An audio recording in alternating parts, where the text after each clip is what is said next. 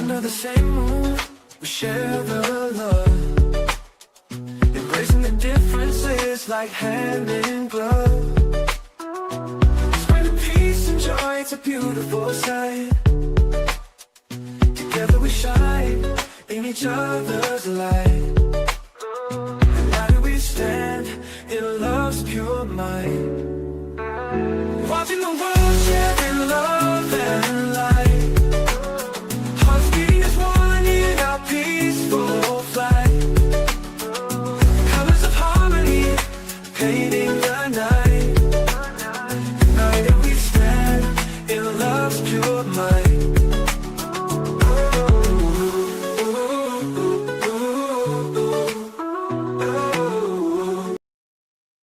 Good afternoon and welcome to Watching the World News at Noon. Each and every day we wake up and try to be the best side of ourselves that we can be, right? While watching the world and the news, it also helps us to see how to navigate this world. There's so many things happening, so many different wars and reports of wars potentially rising. Well, today we're going to get to it. We're going to cover a lot from Candace Owens all the way to Donald Trump and so much more. But let's get started right away since we have so much. We're going to start off with Erica Kirk. And thank you guys as you come in, hit the like button, share, and subscribe. Thank you. Police popped the trunk. Better job of educating our citizens about our court systems. A lot of people don't know how an actual trial plays out. I am very curious about how the United Healthcare case plays out. We are living in a... So just to set the stage, Erica Kirk, pay attention to what she's saying and why she's so concerned about her husband's trial. Tyler Robertson is on trial for allegedly taking his life. Day and age where social media can absolutely impact. I feel it can. The reason I say that is because I don't want a tainted jury pool. I want justice for my husband. Anytime we have lead. In the case of Sean Diddy Combs' trial, the judge did not sequester the jury. So that means they were able to go to their respective homes, right? So she's concerned that in the case of her husband's case, that perhaps the jury could be tainted because she feels perhaps maybe that individuals of the jury could go online and be tainted by social media. Pay close attention here. Anytime we hear anything, we send it to the authorities. We're not messing around. None of us are involved in my husband's murder. None of us. Turning Point USA, myself, any of these other crazy accusations. With the video that came out about Charlie Kirk's assassination, a lot of people are pointing fingers to the inner circle of Turning Point and all sort of conspiracies, right? So now notice how she feels the need to speak up and actually push back on what people are saying. None of us. Okay, so this is what I mean, where I just feel like we're just doing the same thing over and over and over again in politics, where you can just apply any situation. Like it's how it starts. It's like they come up with a narrative and it feels really stupid. You could like apply this to COVID, whatever. And then people start asking questions because it feels really stupid. And then they tell you like, oh, I wish you guys were more educated about science. I wish you guys were more educated about doctors and nurses, and like, you're just not there. I wish we could explain to you how these things work, but you're going to have to trust the experts. And yeah, I actually think that also because you guys are not trusting the experts, we're going to have to censor people on social media as they did during COVID, because guys, Christopher in the comments says that Erica Kirk is looking very haggard. Okay, thank you, Christopher. Social media is problematic. Actually, the problem is free speech, ultimately, right? Like the problem is that you have people on social media who are talking common sense and they don't understand this.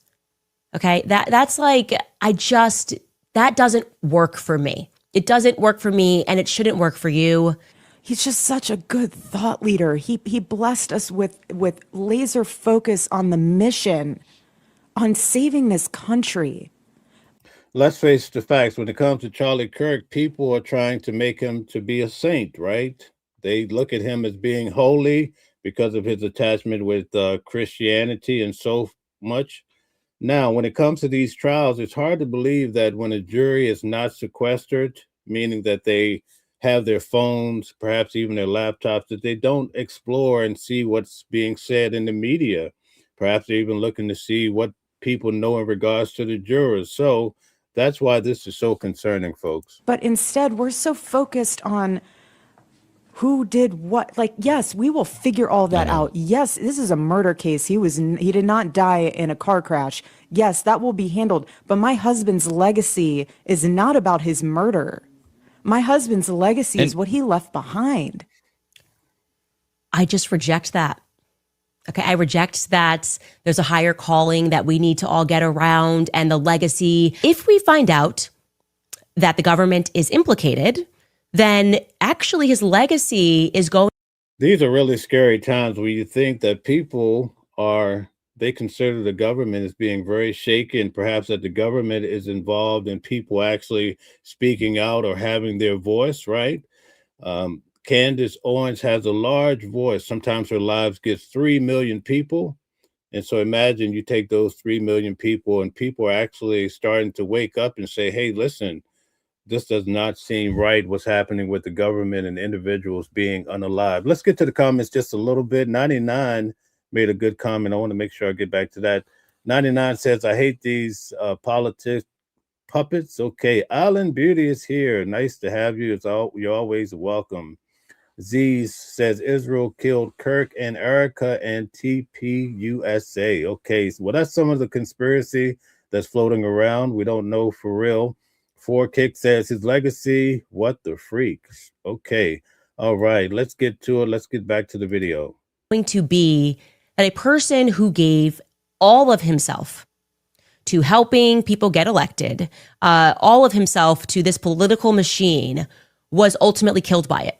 And I think that matters to a lot of people.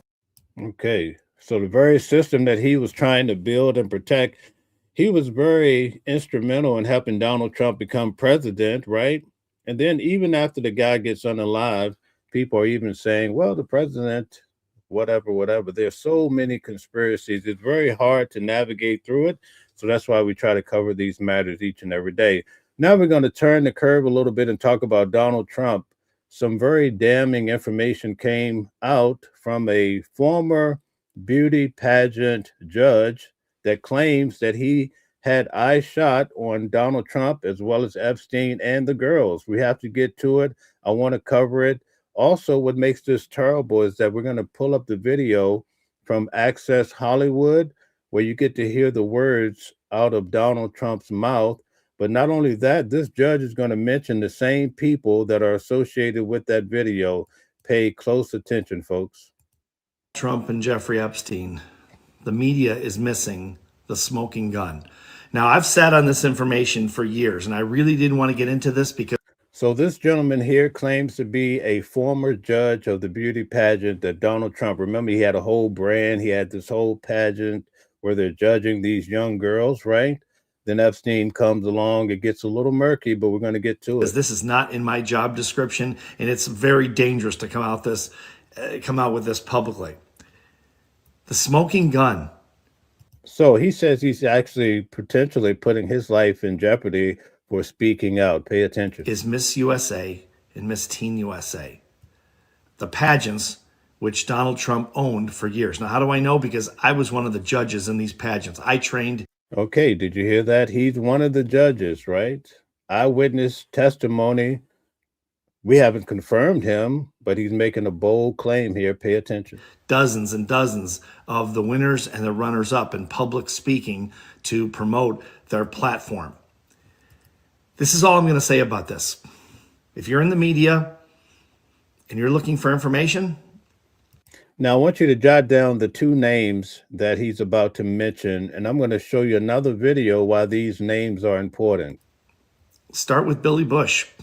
Billy Bush hosted the Miss USA, Miss Teen USA, multiple times. Nancy O'Dell is another one. And then go down the rabbit hole from there. There are people that know a lot more than those two, but start there. They're celebrities, and start there, go down the rabbit hole. And I think what you're going to find is going to be very, very upsetting. Don't call me. I'm not going to comment. I'm not going on TV and talking about this. This is very dangerous to sit on. Okay, so he mentioned those two names, right? Two individuals perhaps involved or know, not necessarily involved in wrongdoing, but know more about what was happening with the president and Epstein. You decide to pursue this in the media, be very, very careful. These people are dangerous. What?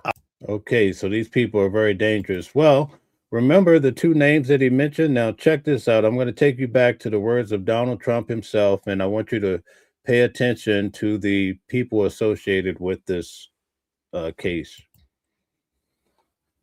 Moved on her, and I failed. I'll admit it. Whoa. I did try and fuck her. She was married. That's huge news there. No, Nancy. No, this was marriages, and I moved on her very heavily. In fact, I took her out furniture. Okay, so he mentions the lady that the pageant judge just mentioned, right? Billy Bush is in the conversation. He's actually the media person here. Notice the words of the president. Shopping. She wanted to get some furniture. I said, I'll show you where they have some nice furniture. I took out furniture. I moved on her like a bitch, but I couldn't get there. And she was married. And all of a sudden, I see her. She's now got the big phony tits and everything. She's totally changed her look. I better use some Tic Tacs just in case I start kissing her. You know, I'm automatically attracted to beautiful. I just start kissing them. It's like a magnet. You just kiss. I don't even wait. And when you're a star, they let you do it. You can do anything. Whatever you want. Grab them by the pussy. I can do anything. Pull the ham.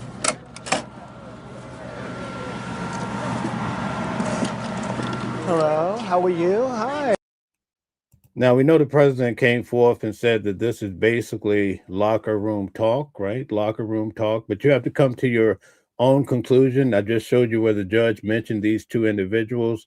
In this particular video I just showed you, you have Billy Bush. He's the one that allegedly released this video. So we're starting to get a picture here. Whether you want to believe certain constructs or not, that's on you. We're just presenting the facts, all right? Now we're going to move on to this whole case of what's happening over in Minnesota. All the newscasters are going crazy talking about the fraud that's happening. Well, we're going to cover it today, and we're going to look at the actual governor. Thanks, guys. A Fox News alert. A flood of new information is coming out about Minnesota's massive fraud scandal. Each new revelation is fueling. Now, the other day I showed you the video of Nick Shirley actually going to these places that claim to be child care, adult centers, and so forth, and they couldn't find any children or elderly people. Now, I will say, as being a critical thinker, it could have been on a holiday and maybe the kids and the adults weren't there. There's different ways of looking at it, but at any rate, you have to take it for what it's worth. Let's get to it. More and more demands for answers from Democrat Governor Tim Walz and his administration. The FBI saying it's massing resources to get those answers. This is the Faulkner Focus. Hello, everyone. I'm Julie Banderas, in for Harris today. So an independent journalist is documenting some damning sites at multiple Somali-run child care centers. Now, I actually met Nick Shirley. We both covered the protests here in New York City and also on Canal Street when they were selling those knockoff bags. Remember, there was a big raid in Chinatown. We were both boots on ground. I was there when Nick Shirley was actually attacked by one of the African individuals who was actually later deported. Ranger says tainted half of them are on the Epstein list. I don't want my kids growing up having the PDFs in the government. And if they are arresting people, why haven't they arrested anyone on the list? Great question. I think there was 10 co-conspirators that have been listed amongst the Epstein files, right? Co-Sider says, in a devastating, and welcome back, Co-Sider, nice to have you back. In a devastating poll from USA Today, less than 20% of the Americans believe Trump has nothing to do with PDFs. Okay, Co-Sider, thank you for your input. Cray says a pageant judge is weird. Definitely very weird, but eyewitness testimony allegedly. Let's get back to this. In Minneapolis, the videos are shocking. They show misspelled signs, boarded up windows, locked. Guys, they're teaching learning, but they misspelled learning on side of the building. They left off the N, right? So that tells you that somebody is not watching. Also, at a state level, wouldn't they have recognized that these people are misspelling the words, right? If you're going to be giving them millions of dollars and they're teaching children, but they can't spell learning, there has to be something, just a little bit of more development there. Doors at no children at the centers that reportedly received millions of dollars in state and federal funding. That journalist is now speaking out about his findings. Watch. I've known about the fraud taking place for a long time. Minnesotans have been telling me for a long time about the Somali fraud that is taking place. And with his help, we were able to crack over $110 million in fraud in one day. And that's just the tip. When people say it's the tip of the iceberg, it really is, because there's billions. Now, I just want to tell you guys real quick, this young man is 23 years old. I was out there in the street with him. There were so many guys out there going crazy, telling him to put his camera up. It was just too much happening. I didn't even bother holding my camera. I put my camera away. I'm going to release the video today, but it goes to show when you're going out here in the streets and you're filming people and questioning their actions, you have to be bold, or you have to have a lot of security. Of fraud inside the state of Minnesota, right? I saw the guy punch him. This is serious out here in New York, and he definitely don't want to become a casualty. Right now, a kindergartner could figure out that there's fraud going on. Walz's office pushed back against the videos, saying, quote, the governor has worked for years to crack down on fraud and asked the state legislature for more authority to take aggressive action. He has strengthened oversight, including launching investigations into these specific facilities, end quote. Okay, so we have a different twist on the video about Donald Trump. Virgil in the audience says, so what? Women like it. So women like that activity. Okay, we have a different perspective. House Majority Whip and Minnesota Republican Tom Emmer with this. If what they're saying is real and can be documented, and what they're saying is they told Tim Walz about the fraud when it was happening, and he not only ignored them, he retaliated against him. I'm telling you, Molly, if that's accurate and it can be proven, Tim Walz needs to be held accountable. Everybody in his administration needs to be held accountable. It's time that we find answers to all these questions and hold everybody accountable. Congressman Chip Roy is coming up, but first, Garrett Tenney has more on this mess. Hi, Garrett. Hey, Julie. One of the most surprising things about this new alleged fraud in the child care space in Minneapolis is that it really isn't new at all. There have been reports about this very thing happening since even before Tim Walz took office, and it appears that it has largely been allowed to continue without.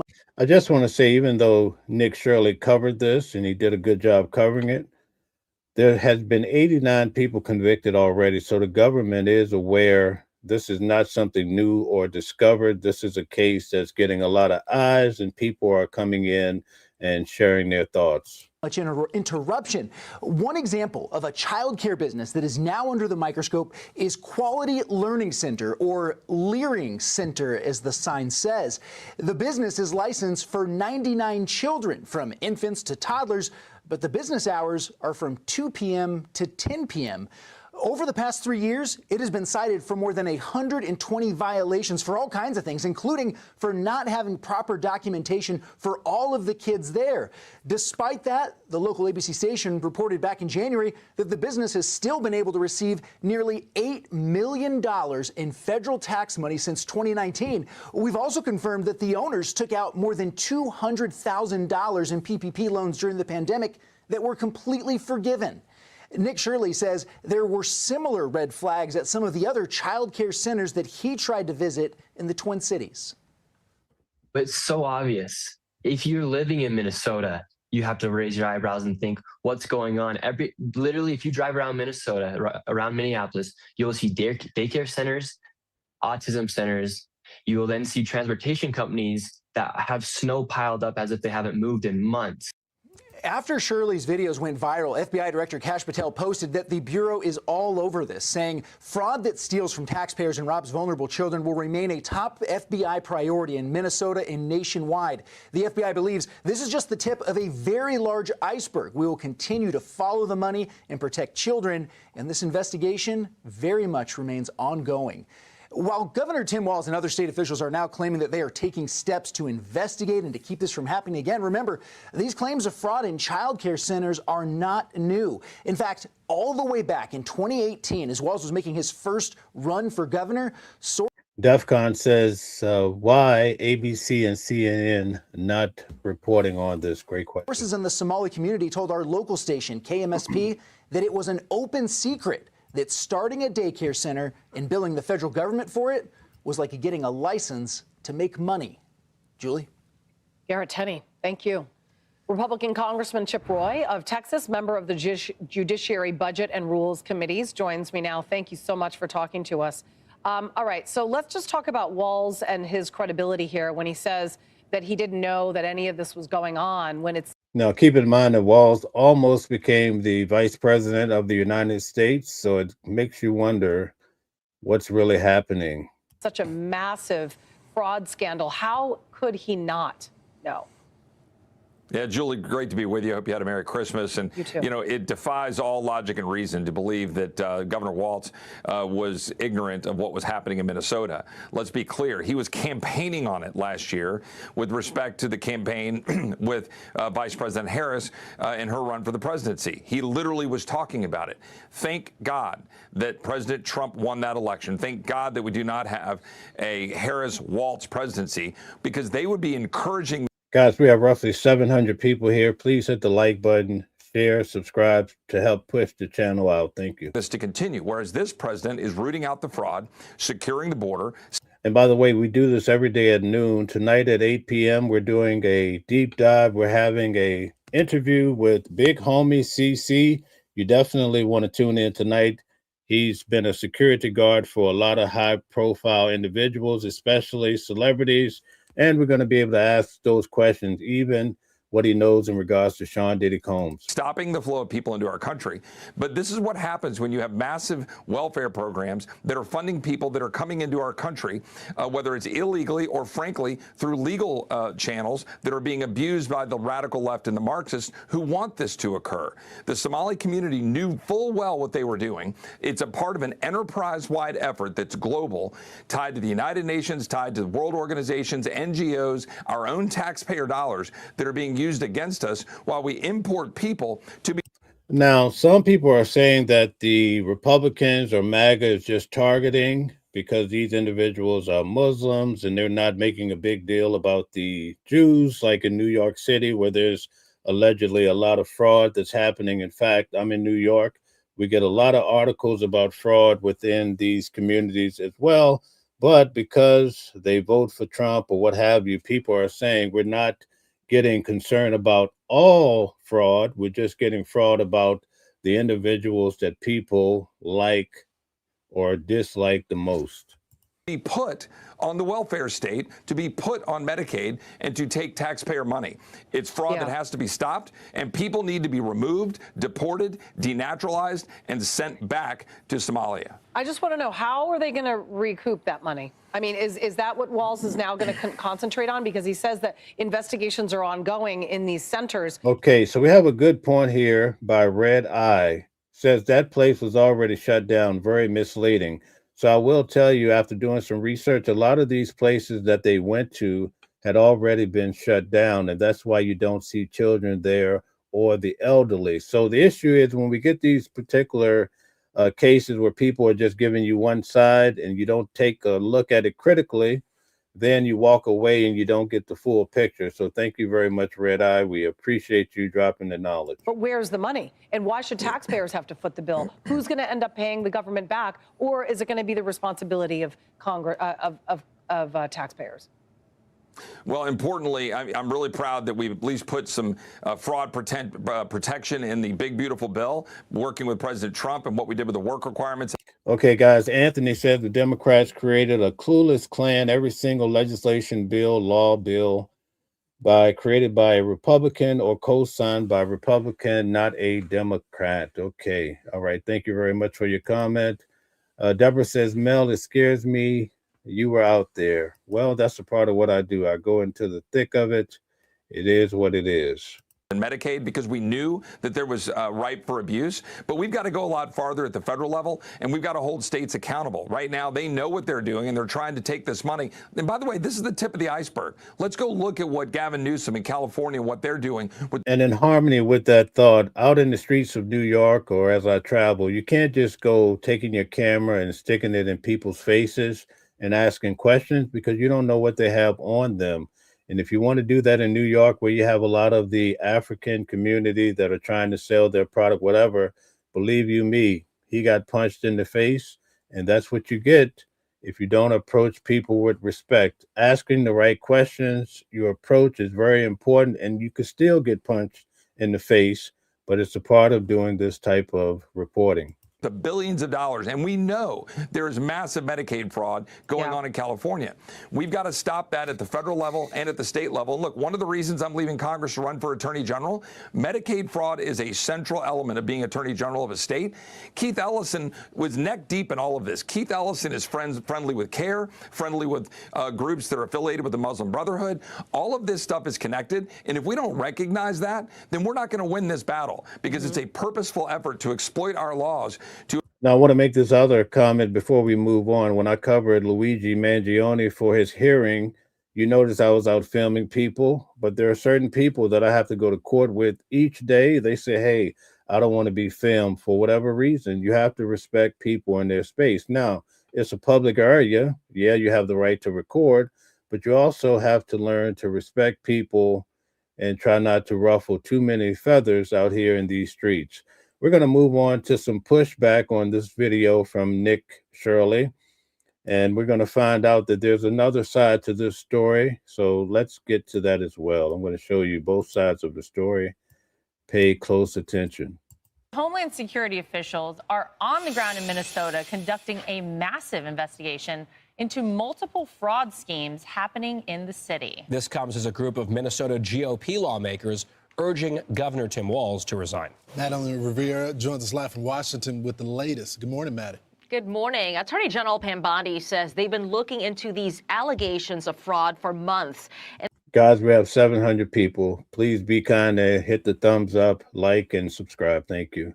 Again, tonight at 8 p.m., we're going to have on Big Homie CC. He's gone viral many times for his stories, but tonight I'll get a chance to interview him. We're going to be working together each week. They expect more prosecutions will be coming. So far, she says 98 people have been charged, 85 of whom are of Somali descent. DHS officials posted footage on X yesterday showing federal agents on the ground in Minneapolis investigating suspected cases of fraud in daycare and healthcare centers. It comes after an independent reporter, Nick Shirley's video investigating federally funded child care centers.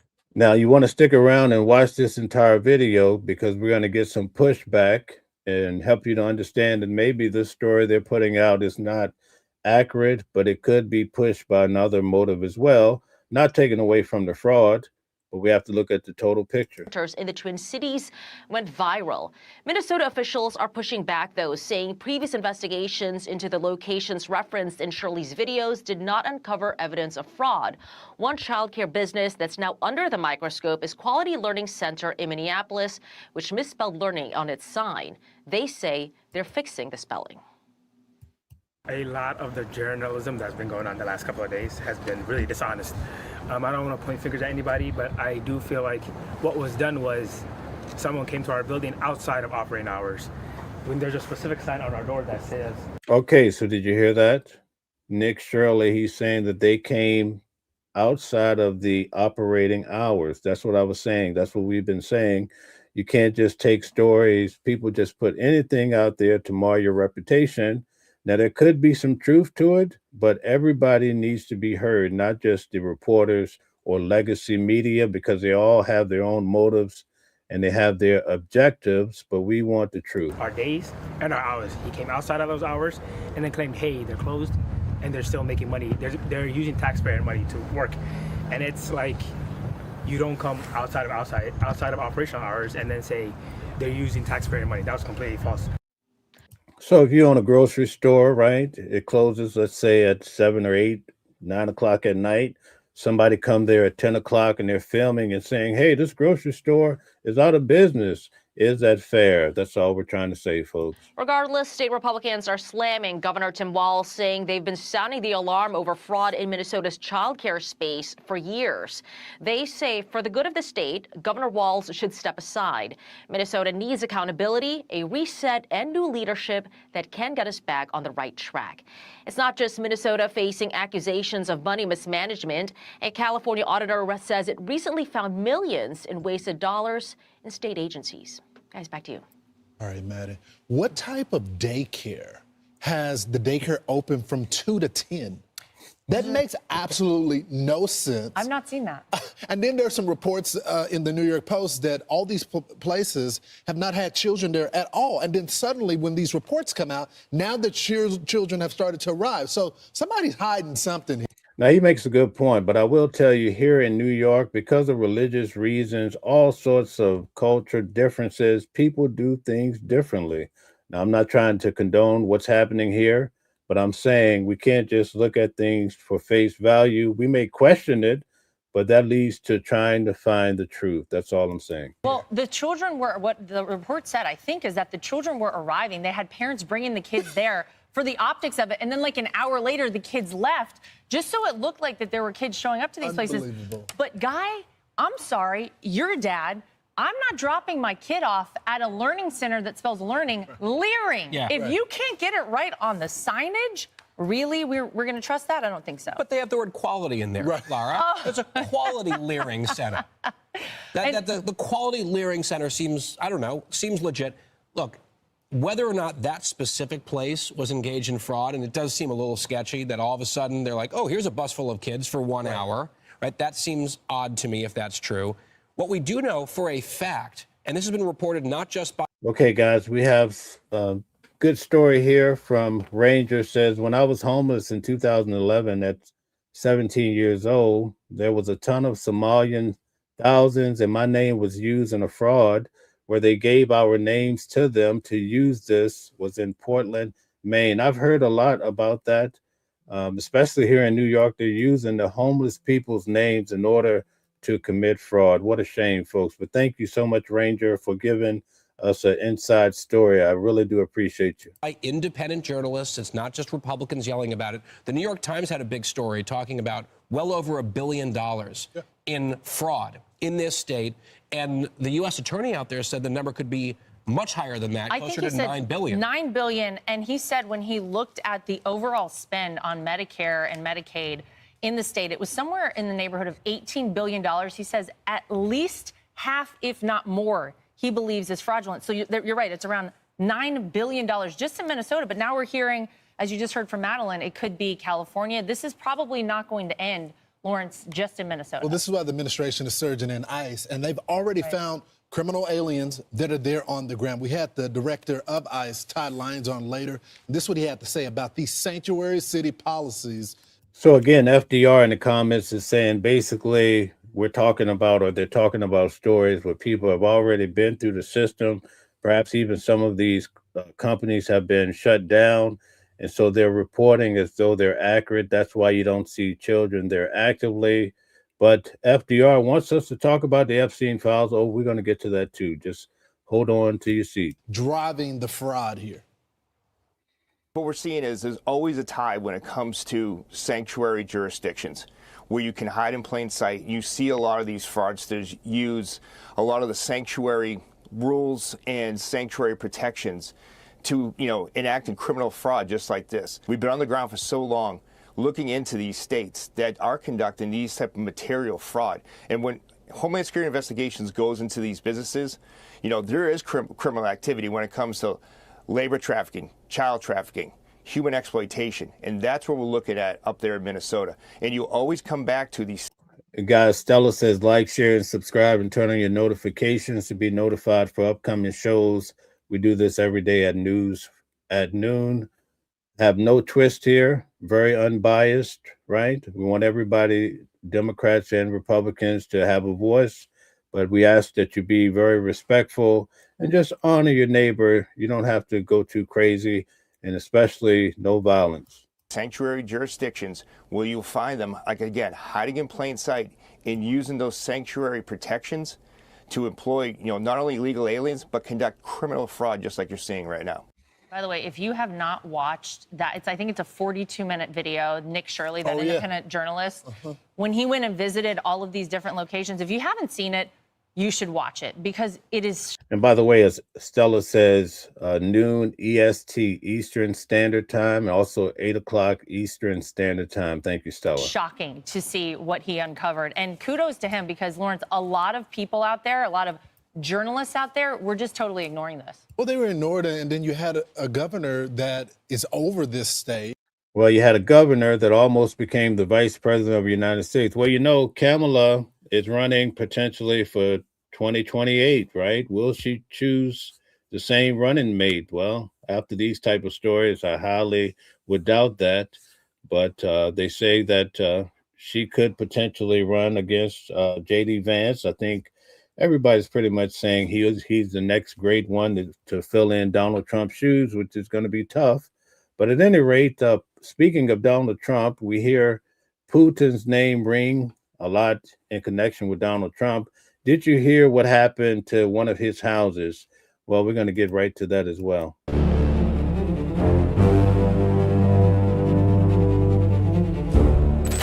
Ukraine has crossed a red line. Moscow says Kyiv launched a terrorist drone strike on President Vladimir Putin's state residence in Russia's Novgorod region, dragging the war straight into the heart of Russian leadership security. On the night of December, many people think that Putin is untouchable, right, because of his high stature. But when you see his house get touched, that gets a little creepy. 28/29/2025, the Kiev regime carried out a terrorist attack using a 91mm long-range unmanned aerial vehicle at the presidential residence of the Russian Federation in the Novgorod region. All unmanned aerial vehicles have been destroyed by the Russian Air Defense Forces. No data on the damage caused by the BPLA debris has been received. Please note that this action was carried out during intensive negotiations between Russia and the United States. Now keep in mind, this is all happening while Donald Trump is meeting with the president of Ukraine and also the prime minister Netanyahu, right? So some feel like this could be some diversion tactic, but at any rate, it happened. States on the settlement of the Ukrainian conflict. Such reckless actions will not be left unanswered. Objects for retaliatory strikes and their time in the hands of the Russian armed forces are determined. At the same time, we do not intend to leave the negotiating process with the United States. At the same time, given the final rebirth of the criminal Kiev regime, which has moved to the policy of state terrorism, the negotiating position of Russia will be reconsidered. Hey guys, shout out to Leah. Leah is encouraging everyone to hit the like button. What a great supporter. Leah, you have to be here every day. Thank you. Foreign Minister Sergei Lavrov confirms the scale of the provocation. 91 long-range drones hurled at a protected presidential site. A reckless escalation encouraged by Western handlers hiding behind NATO desks.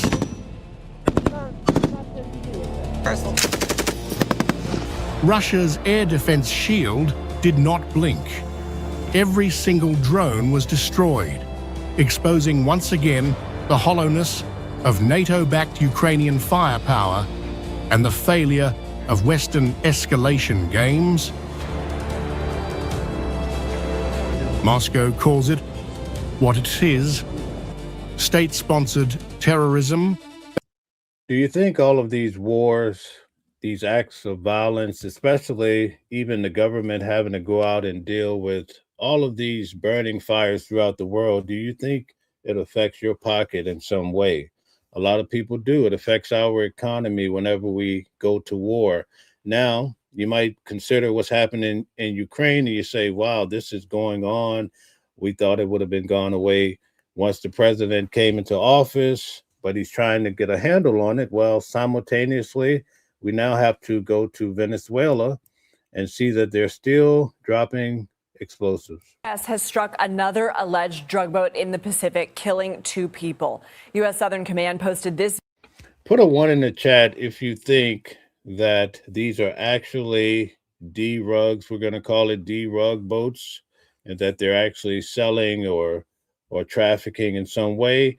Or do you think it's just strictly people out fishing, like what we heard from the leader of Colombia? Tell us what you think. 1, if you think it's really drug boats.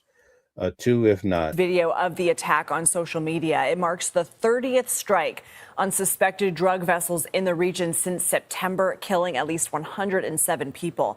Before a meeting with Israeli Prime Minister Benjamin Netanyahu yesterday, President Trump confirmed the first known U.S. land strike inside Venezuela. There was a major explosion in the dock area where they load the boats up with drugs. They load the boats up with drugs. So we hit all the boats, and now we hit the area. CBS News. Okay, so everybody believes the narrative that it's actually drug boats. Thank you for your participation. Senior White House and political correspondent Ed O'Keefe joins us now from West Palm Beach, Florida. Ed, what do we know about the strike? Not much, Lindsay. The president saying that this happened, and he had actually first said this in a radio interview that aired Friday, but reiterated on Monday that it has happened. It was this.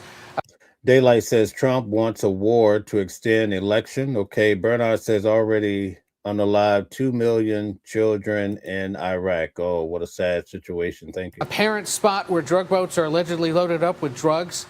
Wouldn't specify where it was, when this attack happened, and when asked specifically about the CIA and whether they were the ones conducting the operation, he said, I know who did it, but he wouldn't confirm. Okay, Tom makes a good point. Tom says he wants to be 1 and 2, so it's a little bit of both going on. I respect that. Next time we'll make a 3. Thank you, Tom. Whether it was the military, the CIA, or some other entity. Of course, this strike comes amid the ongoing strikes on alleged drug boats in the Eastern Pacific and the Caribbean Sea. There was another Monday. And of course, as the U.S. has tried to stop several oil tankers coming and going from Venezuela. After President Trump's meeting with Netanyahu, he issued warnings to both Hamas and Iran. We talked about it after the fact, but what can you tell us about what he said and what news was made? Yeah, and this is driven by Israel's concern that, in their view, that Iran is beginning to restock its ballistic missile supply. Okay, guys, we're going to do a giveaway at this point to show appreciation for all the support for the channel. We've been getting thousands of people. So whoever can tell me in the first video I showed who was the individual at the top of that video, give me the name, and you'll receive $25. We'll need your Cash App. You just email it to us, and we'll take care of you right away. Who was in the top video? The first video I showed today. Telling that the president, when asked about it, said, well, if that's confirmed, it's a serious situation, but didn't seem to agree necessarily that that is indeed happening. Take a listen to some of what he had to say in response. Iran may be behaving badly. It hasn't been confirmed, but if it's confirmed, look, they know the consequences. Consequences will be very powerful, maybe more powerful than the last time. Of course, there were strikes over the summer conducted by the United States and Israel. Okay, user says D-rugs come out of Colombia, not Venezuela. Republicans are stupid. Okay, Frank says fisherman. All right, thank you. That are believed to have at least severely damaged 3 different sites that housed elements of Iran's nuclear weapons development program. In this case, it's ballistic missiles that Israel alleges they're restocking. And in essence, part of this trip was designed for Netanyahu to come here and essentially get permission from the president to strike if they feel the need. But you saw him there say, well, if that's true, yes, but clearly the United States isn't necessarily there with Israel and agreeing on what exactly they're up to. Thanks so much. Okay, Annie thinks that he's an effing lunatic, demented criminal when it comes to the president of the United States. Wow. Thank you for your continued comments. We appreciate all the support. Now we're going to look at an individual in the Trump administration that's taking on water, taking on the flood, folks. Let's get to it. New reporting from MS Now details how the Trump transition team did not learn until days before the inauguration that his pick for White House border czar, Tom Homan, was under investigation by the FBI for allegedly accepting $50,000 in bribe money. Did you guys hear how he received allegedly $50,000 in connection with actually the role that he plays in the government? A lot of people are not talking about it in the legacy media. Let's get to it. Because Trump delayed submitting names of intended appointees for FBI background checks, the disclosure came late to Trump's team, and career DOJ and FBI officials doubted whether Homan could obtain a security clearance. Joining us now is one of the reporters on this developing story, MS Now's Carol Lenning. Carol, thank you so much for joining us on this wintry morning. So we knew the story about him taking 700 people. Please hit the like button, share, subscribe. Thank you for your support. Turn on your notifications so you can know when we're going live. the bribe, because you've been working on that beforehand. What we didn't know is that he was never put up for an FBI background check in time. That's right, Katty. And what normally would happen in any presidential administration that's about to walk into the White House is there would be a series of names submitted for FBI background checks so that the president-elect will have the benefit of the FBI's review to know, is there an ethical complication? Is there a financial conflict? Is there something embarrassing? Okay, Stick says they're watching them load the D-Rug boats with satellites. How dumb can Libby's be? Okay, thank you. I name this person to a top and senior post. And worst of all, is it possible that whatever is going on in this person's background would disqualify them from getting a security clearance and having the trust of the president? So do you know why Tom Homan wasn't put forward? Was it just timing? He was chosen late and they didn't have time to get him put forward, or was something else going on? Here's what we learned, which I think is so surprising now, many months after we broke the story here at MS Now about him being under investigation for potential bribery. What is so surprising is because Okay, it looks like Stella won. Stella won. It was Candace Owens. You win the $25. Congrats to you. Because Donald Trump initially balked right after the election at the idea of submitting names for background checks. He didn't trust the FBI to vet his people. And because Okay, Mike from the chat says Maduro is friendly with China and also Russia and Iran, and all of three are making their self at home in South America. At least Trump understands we need them out of there, out of the Western Hemisphere. Thank you, Mike. he delayed and delayed and delayed in doing that, he lost the benefit of the FBI's knowledge. So literally, as he is about to walk towards inauguration, and as they're doing staging in Washington for his swearing in, his Trump transition officials are finally named. DOJ and FBI career officials are literally chomping at the bit to tell someone in Trump's team, hey, you have a problem with Tom Homan. We have recordings of him taking $50,000 in cash. But the Trump team never learned it until this one day in a Now, I've seen certain circumstances where the Trump team have been questioned about Tom Homan and allegedly taking the $50,000, and they kind of basically just try to shove it aside. They don't want to answer the hard questions when it comes to a key member of the administration. He has a serious role, and especially in dealing with people, right? So why is that the case? But a lot of people don't want to answer questions if the person is favorable within their party. And that's the problem that I have and that many others have. We have to keep everybody accountable. It doesn't matter what party you belong to. DOJ meeting room, which we describe in our story. Emile Beauvais, now a confirmed judge, was the late arriving Trump transition person for DOJ, and the DOJ career people hand him a one-page typed summary explaining what Homan has done.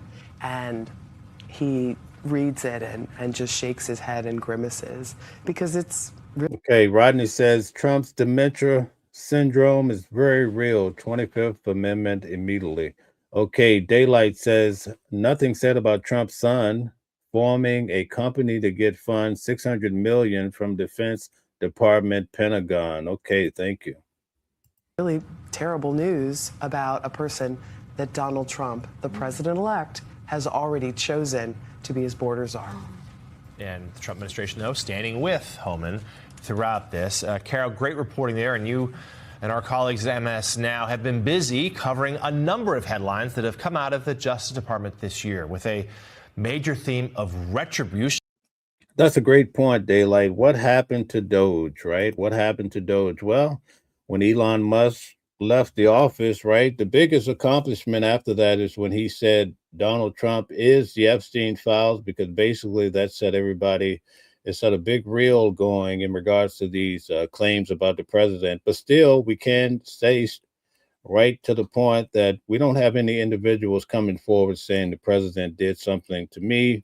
Although there's a lot of issues that are floating around, we have to, stick to the facts. We can't just be throwing out severe rumors and ideas without having solid proof. That's the problem that we have in the world today.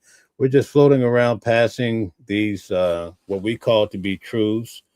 But in many cases, they're rooted and built on lies, and that's a real problem. So that's why we try to cover a different variety of news.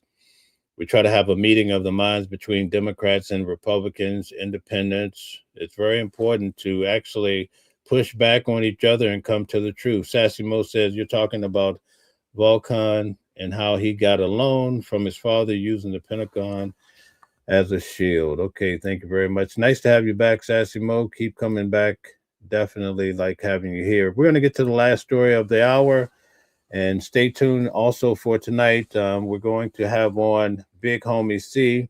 Right after this show, we're going to cover Donald Trump's meeting with Netanyahu. So definitely come back and support us. We're going to break it down, try to understand what's happening with Israel. People are saying that Donald Trump was kissing up to Netanyahu boots.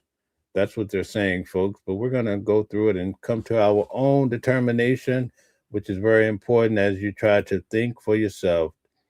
Don't allow other people to sway your thought process. Now, this whole case, when it comes to David, the young man who was being looked at in regards to the young girl, Celeste, that was unalive, her remains found in a Tesla. There are some new developments of a chainsaw, right? What do you need a chainsaw inside of the house for? I'll be doggone. Let's get to it. Tesla that was found abandoned in the Hollywood Hills and discovered the dismembered body of teenage runaway Celeste Rivas Hernandez. There has been a ton of speculation. There has been a ton of suspicion, and all of it has centered around the singer named David. It's pronounced David, but it's spelled with a 4. You can see right down there on your screen. The Tesla was his, and Celeste was his underage girlfriend, and he has not been seen in public since his world tour. It was abruptly scrapped. He hasn't said a word in public about any. My God, folks. Stick says, Tony, go get Trump and put him in jail. Oh, my. Of this. And now comes a new bombshell report from TMZ that David will likely face charges early in the new year. They and also us, we have reported on a grand jury that's secretly been happening. There's been these hearings with evidence. They've been going on for weeks. And TMZ says this is the longest investigation I've seen in quite some time, but it looks like they're trying to wrap it up. Each week I see TMZ claiming that this guy is going to be arrested, but nothing has happened of the sort. Many people have said that Donald Trump would drain the swamp, right? Well, Carolyn says Trump has turned the White House into a swamp. It's all about foreign policy and supporting other countries. What about the American people? All right. Thank you for your comment. The prosecutor in charge believes that David did have a hand in his girlfriend's death. This has been ongoing, and there's been so many different moving pieces to all of it. I'm joined once again by veteran private investigator Steve Fisher, who has been on this. 600 people here. Please hit the like button, share, and subscribe, and turn on your notifications. Thank you. Really do appreciate your support, and the many comments is too terrific. Thank you. Story really since almost the very beginning, uncovered a ton of leads, clues, evidence, been in Los Angeles, breaking new developments all along. So Steve, it's good to see you tonight. You were hired by the owner of the home that David was. Okay, guys, we have to stop the show. We have a big announcement here. It's the moment of the hour. Deborah, one of our great moderators, says that today is number 42 for her wedding anniversary with her husband, William. Wow, that is amazing, guys. Give a shout out, show her some love. This is amazing. Most people don't reach that height in life. Life is short, but it's beautiful to see someone able to stay 42 years with another person. What an amazing moment. Thank you so much, Deborah, for sharing that with us. We definitely appreciate having you around. You carry this channel, and we want to say happy anniversary. We're going to have to send you guys out for dinner. This is so amazing. 42 years. Shout out to you. Renting, and you actually went inside the home.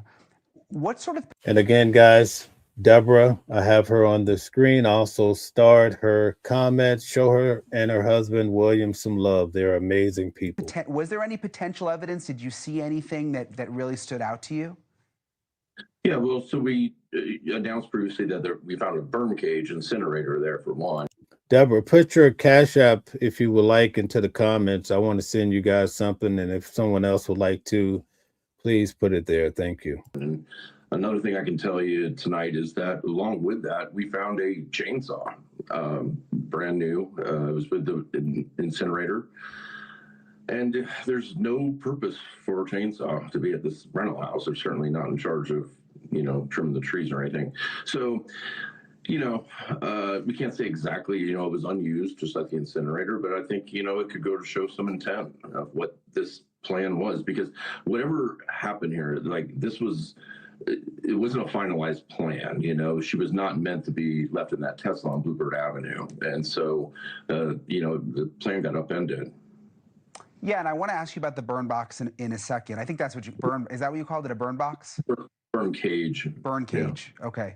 But first of all, I want to get to the chainsaw, because I don't think I've heard that before.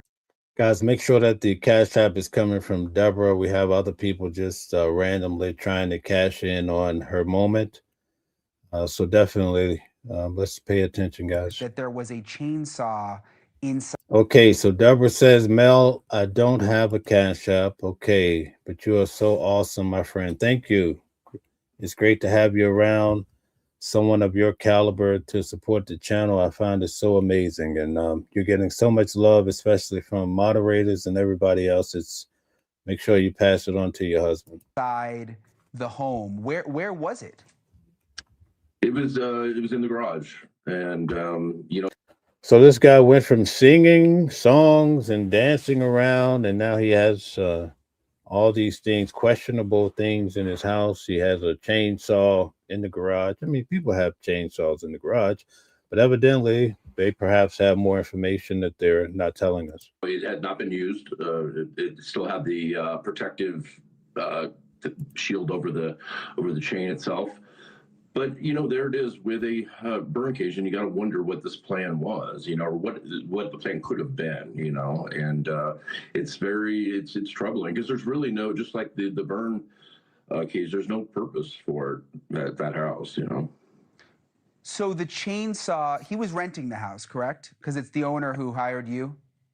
Yeah, actually he wasn't. It was Josh Marshall, his manager. The owner, one of the reasons I got hired is because the owner was trying to figure this out. He didn't know who David was. He had never heard of David before. He thought Josh Marshall was living in the house with his family. And did the owner confirm that the chainsaw was not his? Yes, it's definitely not the owner's. Yeah. Yeah, I'm just thinking, I've rented a lot of houses, why you would have a chainsaw in the middle of LA when you're renting a house. I'm just trying to think of like a reason for that. It seems kind of strange. Yeah, it is strange because, first of all, to use a chainsaw takes a little bit of training not to hurt yourself. And listen, they're not responsible for any of that, taking care of the, outside the property or anything. So what is the purpose? And then when you couple it with not just the incinerator, but now a deceased, 14-year-old. He has an incinerator in the house. Oh my goodness, that is crazy. Along with the chainsaw, people are saying that she could have been, I don't want to use those words on YouTube, but taking it apart, we're going to try to say it nicely, right? So these are questionable things when it comes to this particular case. In a Tesla that's been parked at that property, it becomes really troubling. And, hopefully there's going to be some justice here soon. It's been going on a long time. Yeah, it seems like it's really dragged on. In terms of the burn cage, I'm not really familiar with that. What is it? Describe to me, like, what is a burn cage? So it's literally... How do you go from being a singer, dancer to having a burn cage in your house? It don't look good, folks. It don't look good. It's a steel cage that it can withstand temperatures up to 1,600 degrees, and they're used a lot on like farms to incinerate everything from trash to animals, and to break everything down. And it actually, the advertising on it is, if you go to your YouTube page. Guys, William wants to, that's Deborah's husband. He wants to express his love for everybody too. This is a great moment. 42 years, folks. We have to celebrate. We have to hype them up. It's an amazing achievement in life. We wish you so many more. It says, burns at 1,600 degrees. Well, when human cremations are done at 1,400 degrees. So this has the ability to literally cremate a person if you wanted to, and makes you wonder what the intent was. Thank you for watching. Subscribe.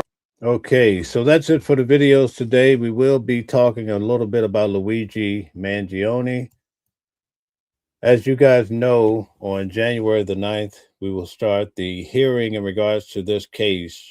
Just to give you a little background on it, Luigi Mangione is a young man who allegedly stood on the streets of New York on December the 4th of last year and unalived the CEO of United Healthcare. His name was Brian Thompson. Yes, it's important to state his name. A lot of people just talk about his story, but they don't talk about the man. This man had a family. He had a good life, although his life was taken. Now, I'll tell you the reason why, especially it came out in court. And even the fan base that Luigi Mangione has, they feel like Brian Thompson, because he was the CEO of United Healthcare, that he had the ability to deny a lot of people who needed health care for, let's say, cancer, diabetes, the list goes on and on. But the question that we have to stop and ask, is that worthy that a random person should just come and snuff out your life because they disagree with your role, especially when it comes to your work or even your viewpoints in life? We see it with Charlie Kirk, and simultaneously we see that his alleged unaliver, we're trying to use YouTube-friendly words, that he went on top of the building and took Charlie Kirk's life. Now, we do have Candace Owens and others pushing back and saying that it was a bigger engine, perhaps, that took out Charlie Kirk. But we're going to get to that in a different live, perhaps a deep dive. But getting back to Luigi Mangione, on January the 9th, we will start the hearing in regards to his federal case. So the 3 weeks when I was at the hearing, that's the state case. And he has Karen Agnifilo as his attorney. Her husband, Mark Agnifilo, represented Sean Diddy Combs. He was the lead attorney on that case, which proved to be quite successful for Sean Diddy Combs. So Luigi Mangione has such strong backing and attorneys because the public has given more than $1.4 million to support Luigi Mangione for whatever reason. Some of the individuals that I sit with in court say, oh my, he's so beautiful. And they sit there just hoping, men and women, they're sitting in court hoping that Luigi Mangione would just look them in the eyes. A lot of people are writing him letters and he actually responds, right? So that's the state case that you have witnessed. A lot of you have seen me attend for 3 weeks. Long process. A lot of long days in court sitting at what I call the church benches, which are similar to the church pews. After a good hour sitting there, you're just ready to go. But at any rate, January the 9th starts the federal hearing. Now, this hearing could lead to his life being taken because his life is on the line for this case. But we're going to be covering this case here as well as many other cases, as I will be traveling to Utah to cover this case of Tyler Robertson in regards to Charlie Kirk. And also we have the case Carmelo Anthony, his trial is coming up for taking the life of a fellow schoolmate. This happened at a high school where one young man took out the life of another classmate. They were playing against each other, and they had some differences which led to the unalivement of one. Again, in that case, the public has given him at least $500,000 through GoFundMe the last time I checked. In that particular case, there's a lot of pushback because they received $500,000 allegedly, but they're saying they're using a public defender. So a lot of people are talking about that. I hear about it in the comments all the time.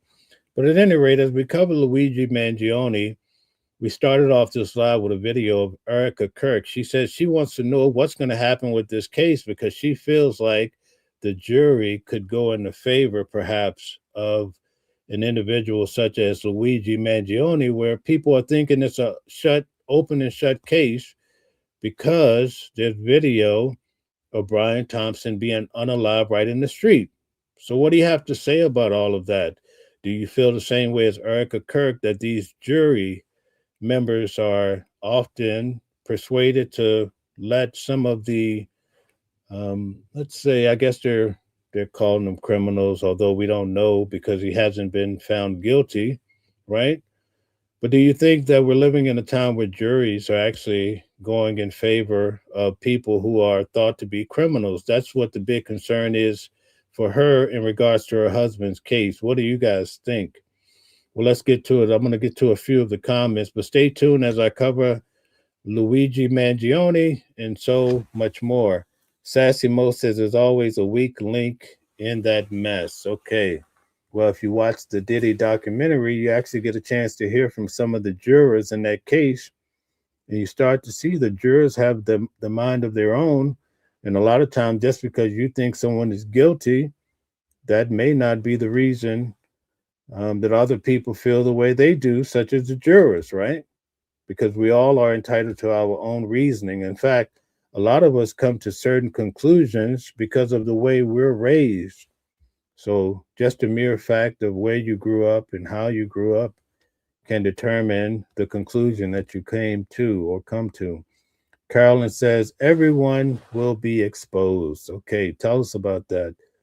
Are you talking about the Luigi Mangione case? Okay, Kenneth says, you hate America and white men. Okay, not sure where you get that from. Obviously, you're just coming in. Maybe you were blown in by the New York wind. Okay, so we'll just let you keep trolling or whatever you're doing.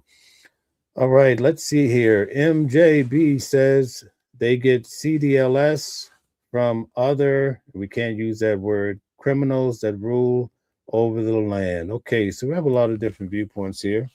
But we like to ask everybody to be peaceable with all people. It's very important as much as you can.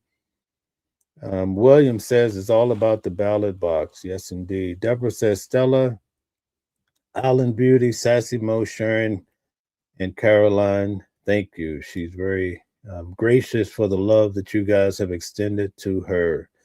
Well, that's it for the show today. We have 300 plus people here. Please hit the like button, share, subscribe, help support the channel by just giving us a like and showing up when we have our shows. I'll be right back to cover Donald Trump and Netanyahu. So definitely, if you want to know what Donald Trump is talking about, we're going to get to that. Also tonight, we'll have on Big Homie C to talk about what it's like to be a big-time security guard for a lot of these celebrities in the industry. Perhaps it'll give you a little bit more insight in how people live. We thank you so much for tuning in to Watching the World, where we just give you news. We don't give you a spin, right? We have great people who come together from different point of views, different religions, different point of views when it comes to society. But we're just trying to have conversations with each other to close the gap. We're trying to close the gap. There's no need to walk around hating your neighbor for no apparent reason at all, folks. And that's why we're here, and we thank you so much. We'll see you soon, because we're all on this road for truth, because the truth will set you free. I'll see you back soon. Thank you. Different voices, but the same song. Live in a world where we all belong. Kindness leading the way, breaking the chains. In the symphony of love, the thing remains. Embracing diversity, brighter days in sight.